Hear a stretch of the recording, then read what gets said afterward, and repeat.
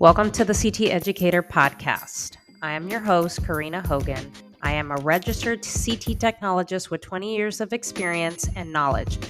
I help new CT technologists level up their CT training so that you can become a successful technologist. I'm also a mom and committed to sharing my knowledge and expertise to help you build your confidence, know the CT basics so that you can deliver quality patient care. So let's get into it. Hello and welcome back to the CT Educator Podcast. So this is episode 2. So in this episode, what we're going to be talking about is your CT training adequate? Let me say that again. Is your CT training adequate? Now, I can tell you from tons of technologists that I have trained personally, interviewed, asked lots of questions, students, they all tell me the same answer. The answer is no. And I can tell you this is a spot on 100% answer that I normally get from any technologist that I come across. And I think it's because of several things. Several things because the way we execute our training on the floor and the just limited resources of education, schools, courses, hospital-based programs, that is where we seem to fall short in making sure that CT technologists have exactly what they need when they're operating that CT scanner and out there doing patient care on that floor.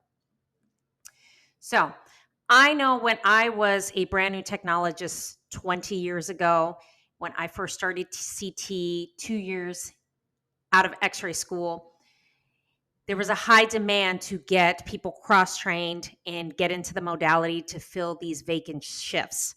Now, I can tell you from being a technologist for as long as I have, the training that I've received many, many years ago was not adequate at all. There was a lot of self-taught things that I had to teach myself, a lot of trial and error, and a lot of things that I had to learn by making lots of mistakes and just trying to figure out how to execute an optimal exam, plus making sure that my patient was safe and we were going ahead and doing safe radiation practices.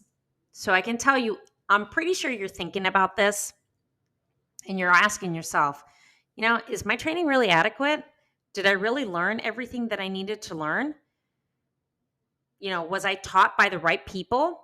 And it's okay to have these feelings. It's okay to think, you know what, maybe it was subpar. I really want to educate myself and really get to the nitty gritty of what I really need to learn to know that there is a better way to do a certain type of exam, that it's correct and it's safe. And I'm pretty sure lots of technologists have asked themselves these things over the years because those are legitimate questions. That is just something that just crosses your mind, and you know that there's somebody out there that could at least help you find the answers that you seek. And that's a large part of what I do on my platform and on this podcast is I want to help educate you and to give you the tools and the resources to make sure that you make a good decision, to make sure you execute that exam, and that you have confidence that you know that you're the expert. So I can tell you that I have done my own research as far as seeking out courses, colleges, hospital-based programs. I could tell you those hospital-based programs don't really exist anymore. I could not find not one. And I can tell you there isn't a school or a community college that really gives any courses, especially in my home state. I know here in the state of Illinois, there's a few colleges where you can actually go to a CT school. But I had the chance to review their curriculum. I could say I was a little disappointed because, yes, you need to understand the physics of how we execute an exam. but you also need to know how to properly center that patient, how to properly select the right protocol, find out why you do the things that you do. And when there are hangups, mistake, patients move, things go wrong in an exam, you have to know how to correct them. You have to know how to troubleshoot when there are problems.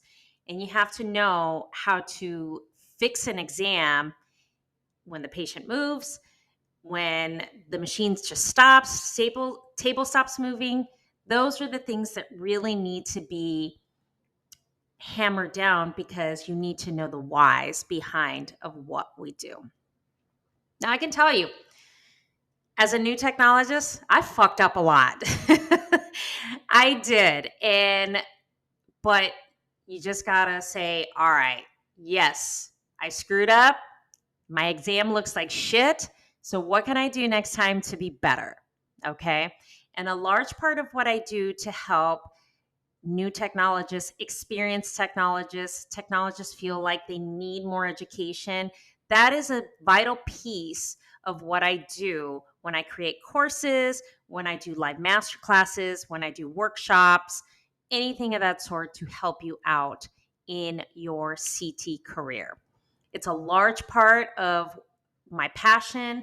And I don't believe in gatekeeping information because I've come across a lot of technologists that I suck the knowledge out of them and I go ahead and just pick their brain so I can build some kind of course or something to help others based on their knowledge, their experience, and just knowing that there are several ways to execute different exams that we do. So I want you to kind of take away from this episode to ask yourself, what is it that was inadequate about my training? What are the things that I need to work on so I can be better? And how could myself or anybody be able to help you and serve you in making sure that you get the education and the training that you need? So those are some things I want you to take away from this episode and just really start to think about. If you have any thoughts about this, please don't be afraid to DM me on Instagram. So my Instagram handle is the CT Educator. Please feel free to send me an email. I will drop everything in the show notes.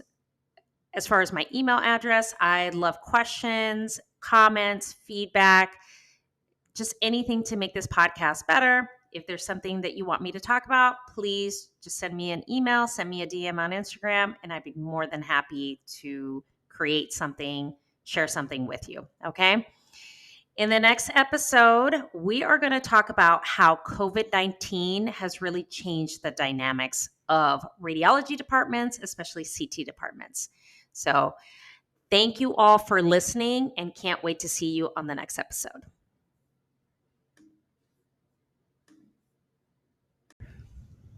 Thank you for listening to this podcast episode. If you would like to share your CT experience, have an interesting story to share, or need help in your CT training, please email me your questions at contact@thecteducator.com. Come on over to Instagram at the CT Educator. My DMs are always open, so let's chat. Thank you for joining me on this podcast and happy scanning.